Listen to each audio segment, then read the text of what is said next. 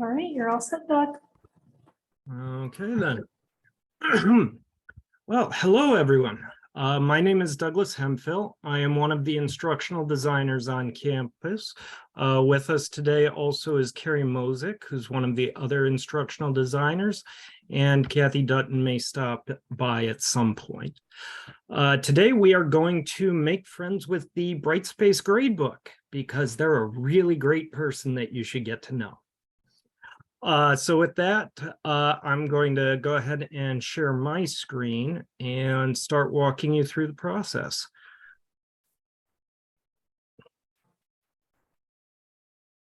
Now, if you do have any questions as we go, feel free to type them into the chat box.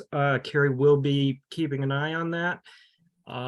And she will bring any questions to attention if she's not able to easily answer them. Can everybody still hear me? I got a crash message. Yep. Okay. Yep. That's disturbing. Wonderful way to start the fun. Okay. So as I was saying, if there's any questions, just type them into the chat box and Carrie will answer them. And if not, she will bring them to my attention. So one quick question for anybody that's in the classroom. Can you see what's on my screen okay? Yes. All right, very good. All right, so to start, as normal, you're going to log into Brightspace, and you're going to go into whatever course you want to use. Then to start setting up a new gradebook, you're going to go to Course Tools and Grades. Now, the first thing you will always see is the list of students in your class, any particular information fields you've told it to display to you, and then if there's assignments, you will see those here.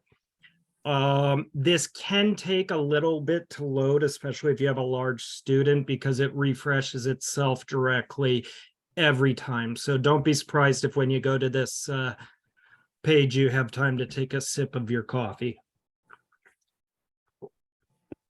Now, I do just want to point out a couple of options at the top. We will go through each of these tabs, but what I want to point out very specifically is the export option here.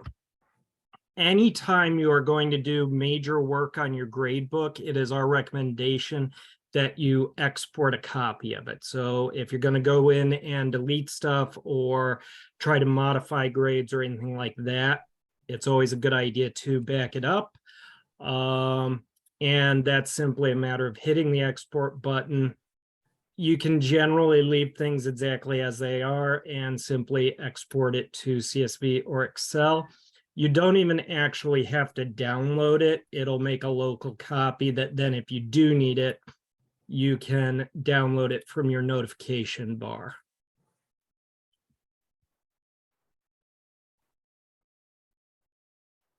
Which is really, really long, so that's why it's not showing up for me, but it would normally show up underneath that updated alerts.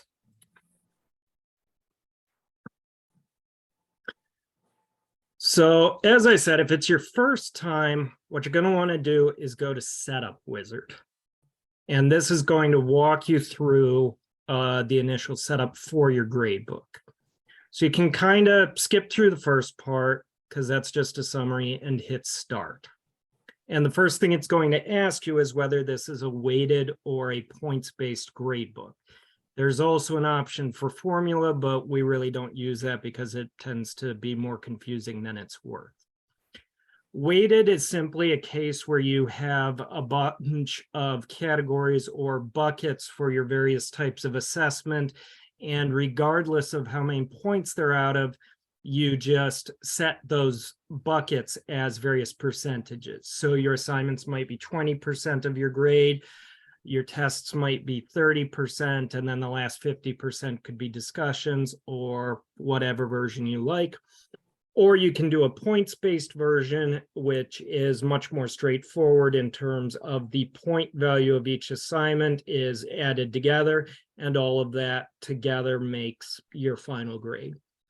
There are some advantages and disadvantages to using each system, and there are some minor tricks and things we can play, but broadly speaking, whichever way you like to grade is the option that you should select. I'm going to go ahead and change this to weighted, and I'm going to continue. Now, the next thing it's going to ask you is, what do you want students to see? Now, normally you're going to keep this on calculated final grade because then it will always be calculating their grade. So a student can very easily look at any time and see what their current average is. Adjusted final grade is what you would use if you're giving a curve, or if for whatever reason you don't want to use the calculated final grade. And then this is just whether or not you always want them to see their grade, or if you don't want it to be updated. Once this has been clicked though, it should remain clicked. Otherwise, that their final grade will not be updated no matter what else is going on in the course or what you're grading. Again, we're going to continue.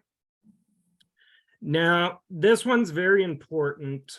Ungraded items. By default, this will actually be set to treat ungraded items as 0. And we're trying to get that changed, but we haven't had any luck yet. The problem with this option is it starts everybody from a failing grade. So everybody starts the course with an E and has to work their way up from that. So that really tends to freak out students. And additionally, it causes Starfish to throw false flags. So you're going to want to change this to drop ungraded items. And then it will just ignore anything that does not have a grade in it yet. Now, my recommendation is to add zeros as you go along for students that don't submit work.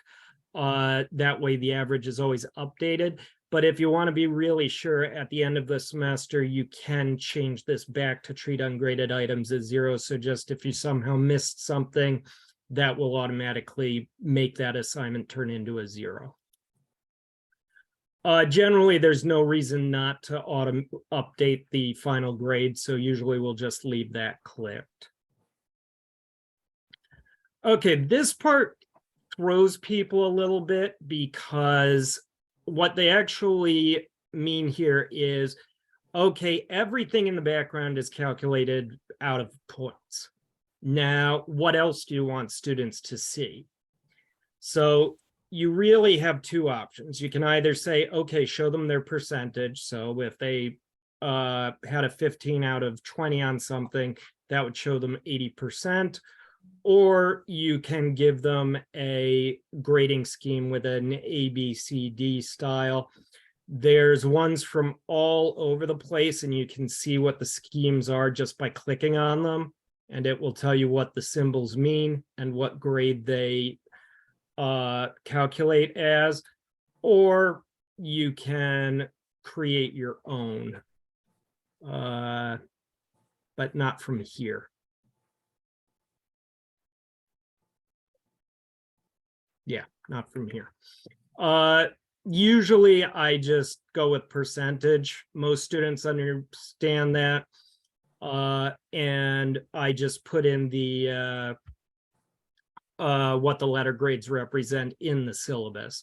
So a student sees they got a 91, they can go to the syllabus and see that equals an A-. The one time I might change that is at the end of the semester, so that it's really easy for me to look at a student's grade in here and transfer that into Banner. So I just look, say, yep, that's an A-, write an A-.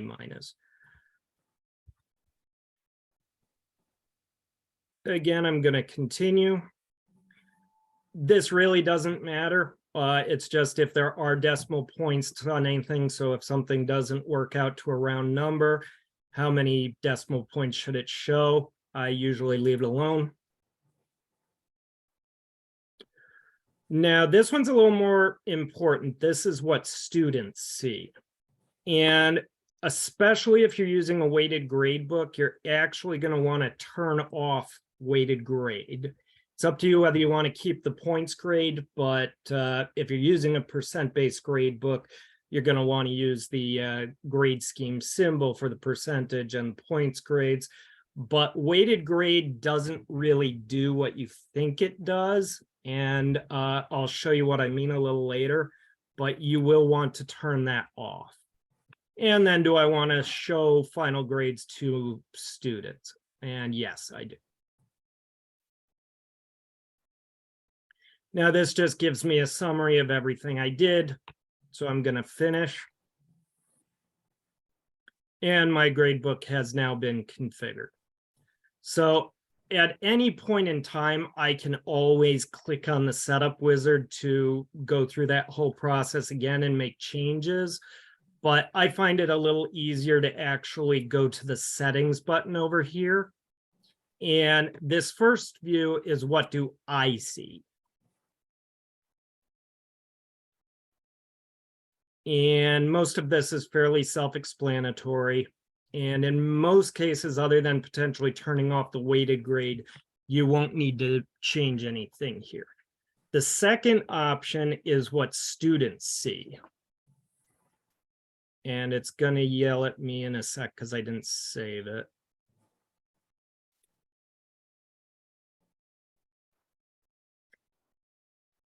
So again, this is what students see. So again, I'm going to make sure weighted grade is turned off. Everything else looks fine to me.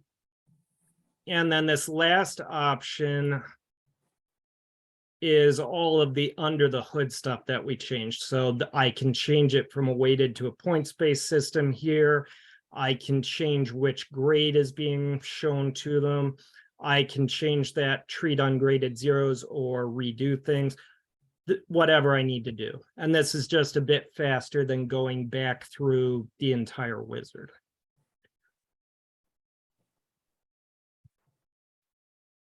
So now I'm going to close this and go back to the gradebook.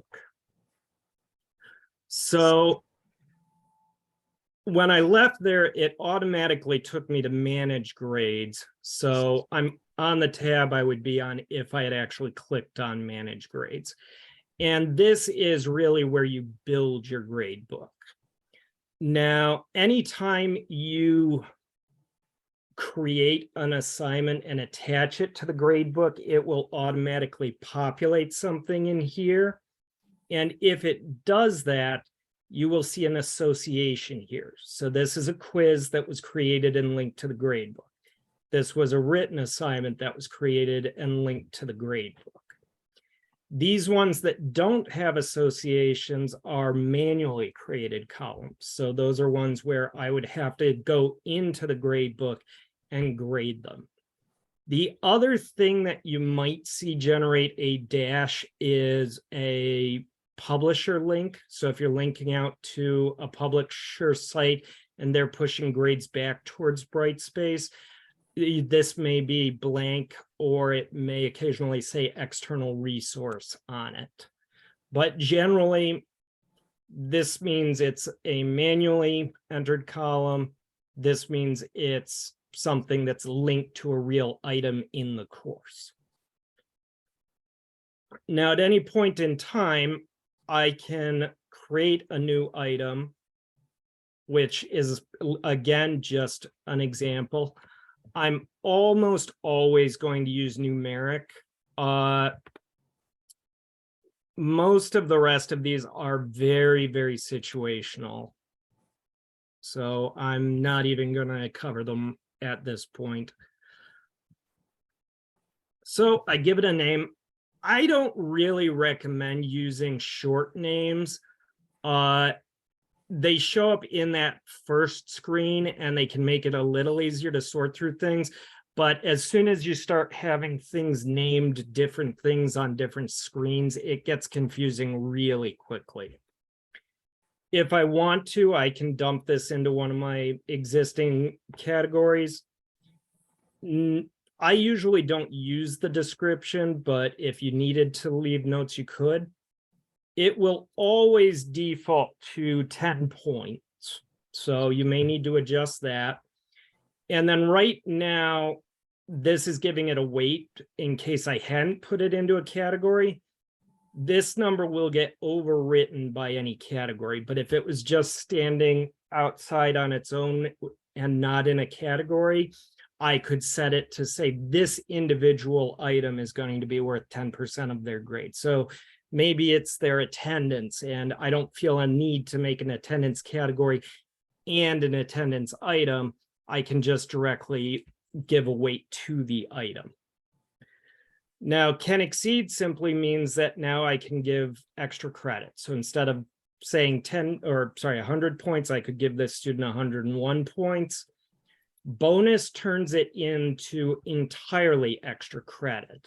So the entire, right now, this is part of the grade book. It removes it from the grade book, and based on the weight that I gave it, it would be worth up to 10% extra on their final grade.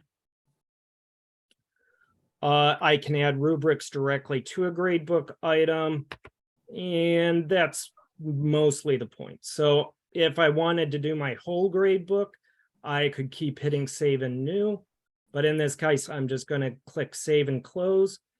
And anything new that I create is going to show up on the very bottom. So you can see, here's the assignment I just created. And this little star indicates that it's extra credit. Now, if for some reason I wanted to, I can also hide this from users. This only hides the gradebook item. It does not do anything to the assessment itself. So one thing I regularly use this on is the intellectual integrity quiz. I want students to take it, but I just need to know they took it. I don't include it in my average. So I create it, link it to the grade book, but I hide the actual grade book column from these students.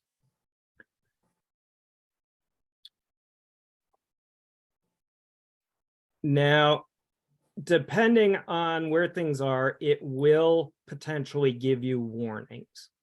Now, these do not necessarily stop the gradebook from working. It just means that it may not be set up ideally. Sometimes you can ignore these, sometimes they tell us what's going wrong. It's probably not a great thing that my total grade sums up to 660%. But that is because I changed it from a points-based system to a percent-based system. So you can see it's now treating all of these as if they're worth 10% of the grade. And again, you see the point values don't necessarily have to match the weights. Now, the other thing I can do is create categories. Again, these are just buckets that are especially useful in the percentage-based grade books, but they can be used just to organize a points-based grade book. So I'm going to create one for assignments. I'm going to make it worth 50%. And now I can either manually assign a weight to each individual item in the category, or I can let the point value automatically determine the weight, or I can just tell it, go ahead and make them all worth the same amount, regardless of what their point value is. And if you're using the last option, it does give you the ability to drop the lowest scores. Now, the only thing with this is you really want to wait until they have a few assignments in place before you do this. Because if you put, let's say I want to drop their 2 lowest grades and they don't have any grades, it will start dropping any existing grades. So until I get 3 grades, they will see their grade as nothing's counted yet. because the only two grades are being dropped. And then again, these are just generic display options, which you can usually safely ignore. Now, anything that I've created, I can edit simply by grabbing the pull-down menu and clicking edit. And that'll take me right back into that creation screen. This can be also really convenient on something that's linked, because if for whatever reason, I didn't name things well and I don't know what that's attached to, if I go to edit, it will tell me what assessment it is attached to.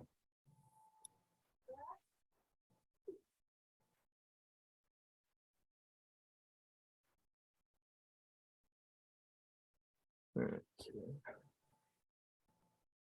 So the next thing is I've created a new category, but there's nothing in it. And I can tell this is a category because it's got that sort of light blue casting shade on it. It's not the most obvious thing in the world, but it becomes really obvious once I start putting things in it, because I'll see anything in it be indented. But right now, nothing's in it. So what I can do is just check mark a few things and then use this bulk edit option. And once I'm into that, I can just go over to the end and dump those all into my assignments category. You can see I can also adjust point values. I can play with weights. I can turn things into bonuses. I can make things exceed, etc. in here. So now that I've saved that grade, you can see that has 3 different things in it. And again, even though they have different point values, because I told it to just make them all worth the same, it's telling me that each of these is worth 33.33 repeating of this number. So this is telling me that this category is worth 50% of the average. This is telling me that each individual assignment in here is worth 33.3 of that 50%. And that is also what is shown if you have that weighted grade option checked. And unless you know exactly what you're looking at, it doesn't make a lot of sense to students. And it actually really clutters up the grade. The gradebook view. Last but not least, we have more actions. Reorder is fairly straightforward. Unfortunately, this is not a drag and drop interface, it's numeric. So what I have to do is pick whatever assignment I want and simply tell it what order number I want it to go in. And I can do this for as many assignments as I want. And once I click save, it will go ahead and move things around. View event log is very specific for if we're trying to track down changes to the gradebook. Make visible to users and hide from users are bulk settings for if I've got things checked. So I could check a bunch of things and go ahead and hide those from users. And you'll see now all 3 are hidden. Last but not least, and the dangerous one, is delete. Now, delete works differently from everything else in that I don't check stuff first. I click delete first, and then I can check the things that I want to get rid of. Now, I can always delete categories, and I can always delete things that are manual columns, so that aren't connected to anything. But if something in the gradebook is connected to an assessment in the course, it will not let me delete that. So you see these options for these are grayed out and I cannot select them. If I needed to delete this, I would need to go to the actual quiz, unlink it from the gradebook, then come back here and delete it. So at this point, I'm going to go ahead and delete those three. And they are now gone.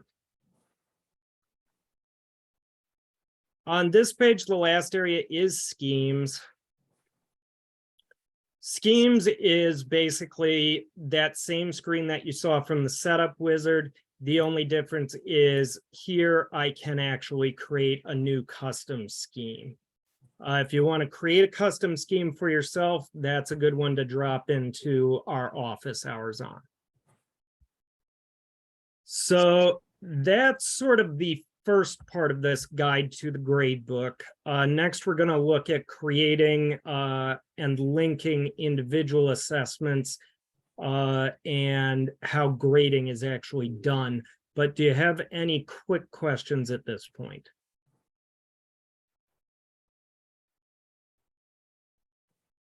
Well, either I'm doing a great job or I put everybody to sleep.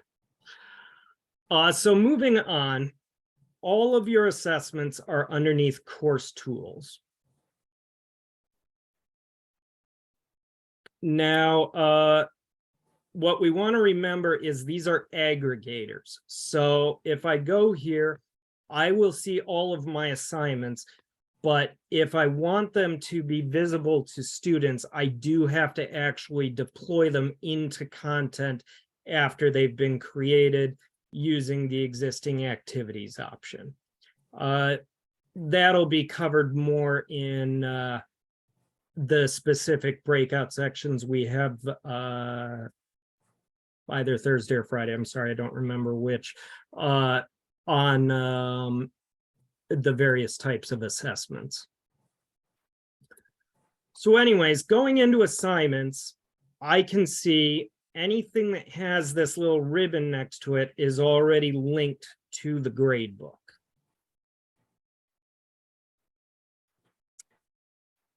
So I'm going to go ahead and create a new assignment. And I'm not going to worry about all these settings. All I'm going to show you is when I create an assignment, I have the option of changing it from an ungraded assignment to a graded assignment. Now, by default, this will toss it directly into the gradebook, but I can tell it, no, I want to be able to grade this, but not have it go into the gradebook. I can reset it to ungraded. Or if I'd created a manual column as a placeholder, I could add it to something that's already in the gradebook.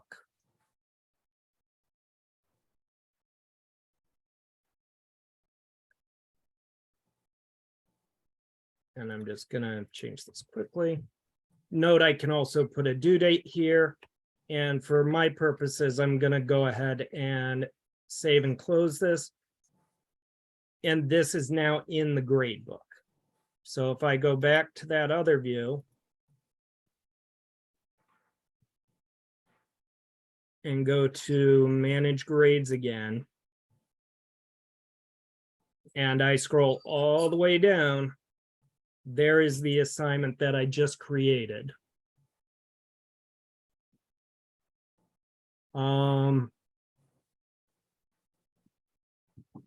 However, you will notice this assignment was not put into a category. So I do have to do that separately, and that's just as easy as clicking edit and going down and grabbing category and clicking assignment. And I save and close. And now that's in my assignment category.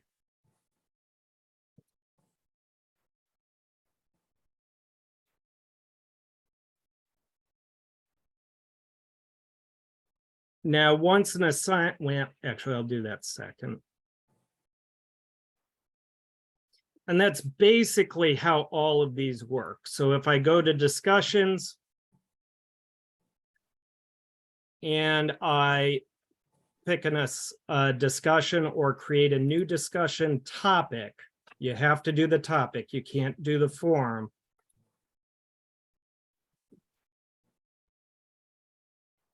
Oh, this one's not, I guess they haven't rolled out the new change for the assignment interface yet.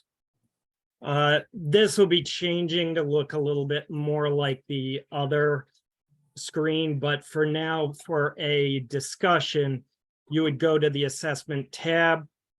This would start out as choose a gradebook item, and I can click on new grade item, give it a name.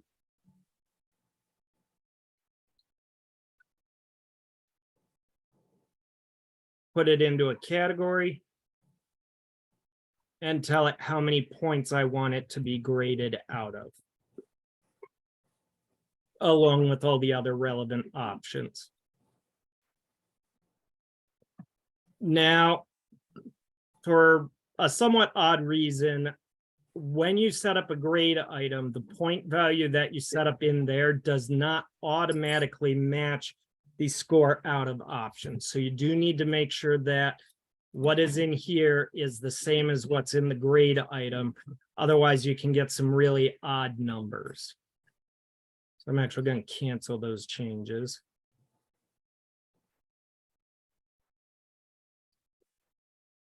And last but not least, we have quizzes. Now for quizzes, their point value will be directly related to the questions. So as I add questions,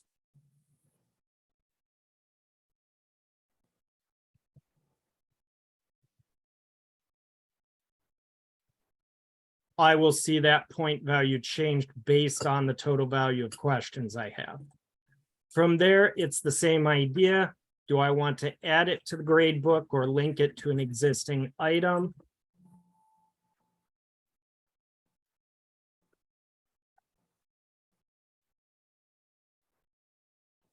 And do I want to give it a due date? Then I'm just going to save and close that. And that has now been added to the grade book. Now, where things get a little more interesting is how students see their grades with this. And that is done through this evaluation and feedback option. So do you want the grade to automatically be added to the grade book? If the quiz is all auto-graded, so multiple choice or multiple select or fill in the blank, this is great. If you're using any manually graded questions, you want to turn this off, because what the system does is it sets any manual graded questions as 0 until you go in and manually grade them. And that, again, is something that really freaks students out. So in those cases, you want this to stay hidden, or you don't want the final grade results posted until you have the option to go in and make those changes. And then generally, you do want to keep synchronized to gradebook on publish checked. And by default, that's all the information they get. They get their attempt grade, and that is it. Now, you can either manually override that and say, the most common one would be that I want them to see all questions with the correct answers, or I can use this option to customize my quiz results and displays. In which case I go in, I click additional view. I tell it what date I want this view to become effective. And then I go ahead and put whatever settings I want. So let's say 6/2 is after the quiz ends. At that point, I want them to be able to see all the questions and I want them to see the correct response and their response. Now I'm going to have to click create, which actually creates that view. So you see now I have two views, and then I have to click OK. If I don't click both those buttons, this will not be saved. Now here I can see my additional view. If for whatever reason I need to edit that, I just go customize quiz results, and I can edit the view right here. So that's how you put stuff into the gradebook. Now I'm really going to quickly change myself over to a student and submit some work. Unfortunately, this is not an option you have, for which I apologize.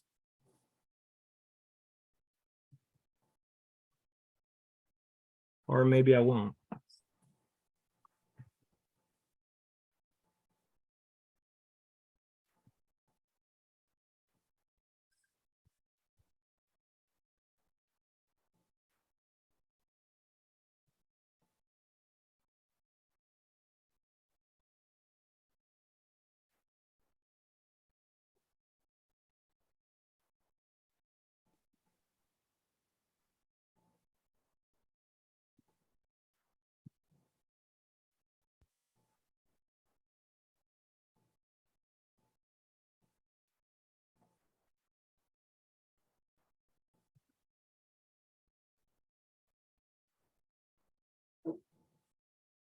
Okay, so from the student view, I happen to have these ready for me to do some submissions. I just go into the assignment. I tell it I'd like to upload my file.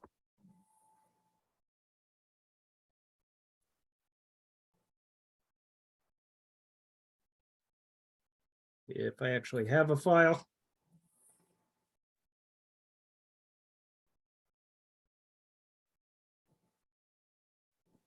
And then I just submit it.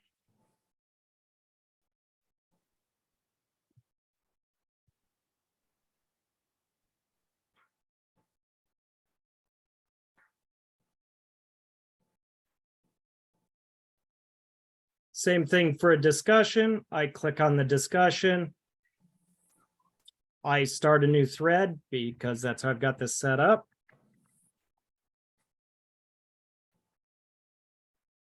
And I post it. Now the quiz, this is an automated quiz. We're not going to get into how to manually grade a quiz here, so I'm not going to bother submitting a quiz.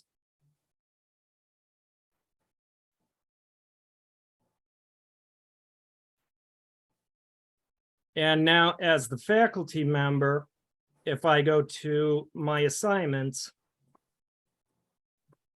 I can see I have one new submission. You can also use the quick eval function, which will tell me in the one student that I've got that I'm marked as a instructor in, I've got some work that I can look at. It's really a question of what version of the interface you like better and you find the most convenient. So this is the view for grading it. Again, this is going to be a brief overview. We'll go more into detail on this on the assignment breakout session. But here I can see when the submission was made, and I simply click on that person's name, or sorry, I click on the file, and it will upload it into the interface. And from here, I can review it, and I can mark it up in a couple different ways if I want to, with text boxes, whatever else I want.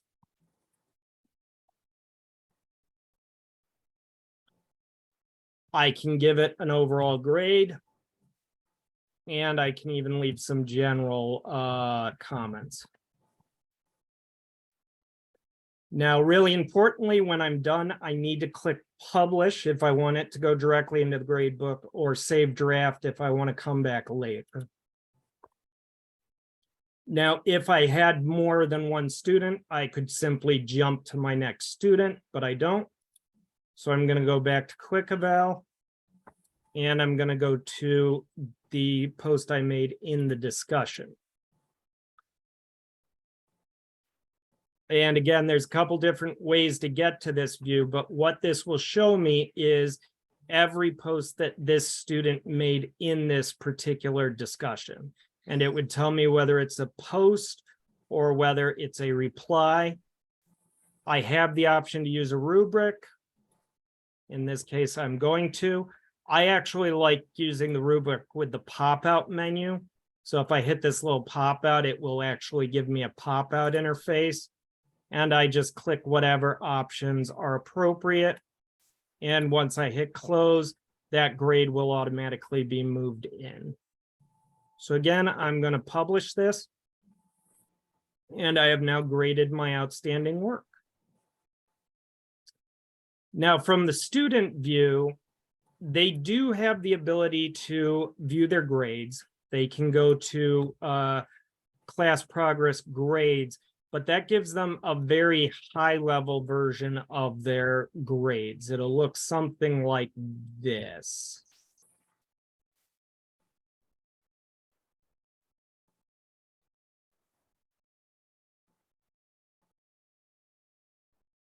Where it tells them, okay, here's your grade. And then since I'm the instructor, it's letting me enter grades, but it would, each of these would simply be filled in with their grade. The better view generally for students is to go into, for them, it's called class progress, not course progress. And then they click class progress. Now, as the instructor, it will show you every student, but as a student, you would never see this screen. It would take you immediately to the next screen where it will give you an overview. But if I want to see my details, I can click on any individual thing. So I'm going to go down and look at my assignments, and it will tell me here's every assignment in the course. This one's been submitted. I got a 90 on it. And if I click details, I can see the general feedback, or I can see the detailed markup feedback.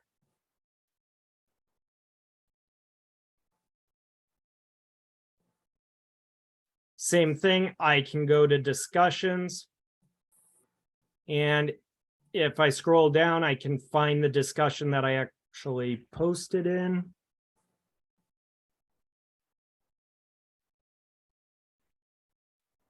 There it is. And I can click on that and I can see, okay, on this post, well, on this discussion, I got an 8 out of 10. And if I pull up the details, I will see that rubric and I can access that rubric.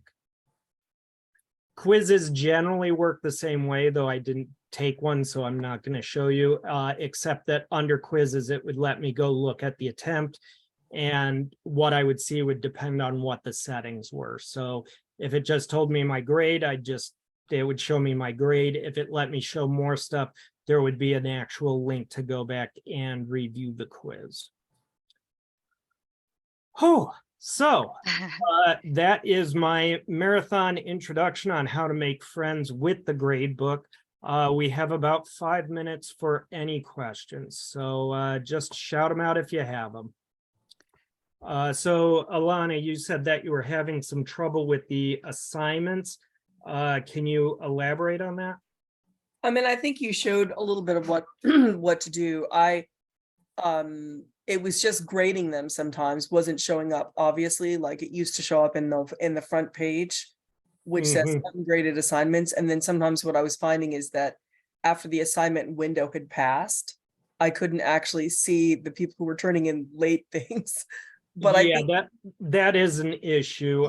Late work does not trigger the Quick Eval or the auto notification options. Yeah, There it will show up, and I probably can't show this in this course. If I go to my full grade book any assignment that has not been touched. And no, I don't have any examples, and I can't go to a public facing course. So normally if I turn in an assignment,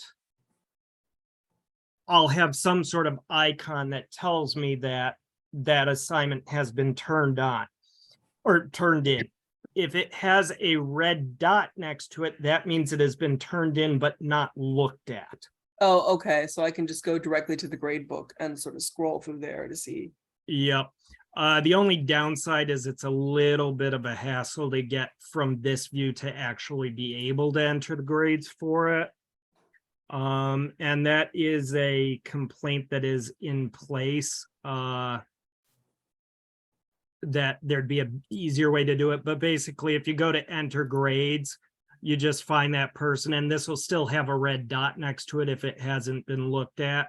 And here I can click on it and it'll pull me into the actual interface. The alternative is that if I want to look at an individual assignment, I can just go into the assignment and it'll tell me, okay, one assignment has been completed and one assignment has been evaluated. But if that said one assignment has been completed and that doesn't match that number, that's an issue. Oh, okay. So that's the Yeah. other way, in which case then through this option, I can go to view submissions and I'm back into my assessment window. Oh, okay, that's helpful. I can then click through there. It's a little bit quirky. Yeah, it's but I not can as do that. clean as it would be ideal, but there is at least a way to do it without combing through every submission individually. All right, thank you. That helps.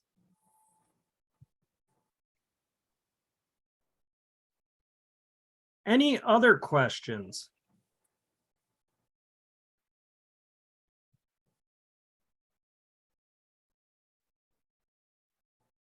Okay, then. Well, I'll apologize for any extra background noise. Got a very active 3-year-old that's desperately trying to get in to see me. Other than that, thank you very much for joining us today. Hopefully this was helpful to you.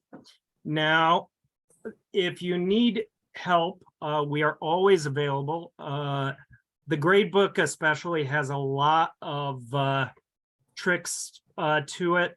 We really only scratched the surface here, and especially troubleshooting it can really become an adventure.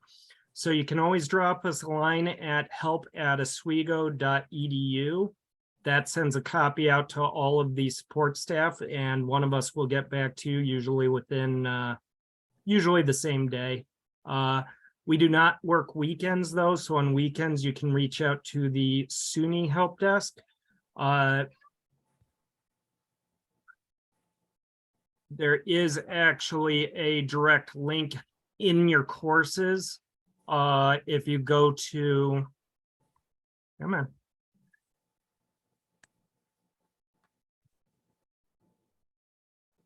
Brightspace resources, you've got, oh, nope, sorry, we're not in the course right now. So you have to be in the course to do this, but you go to course, you go help, and then there's a direct link to the SUNY help desk right there. The final option is if you just search oswego.edu space DLE, you will get the Brightspace support page, and underneath help and support, there are our Zoom hours and the link to join those hours. So again, thank you very much for joining us today, and enjoy the nice weather. Great. Thank you, Doug.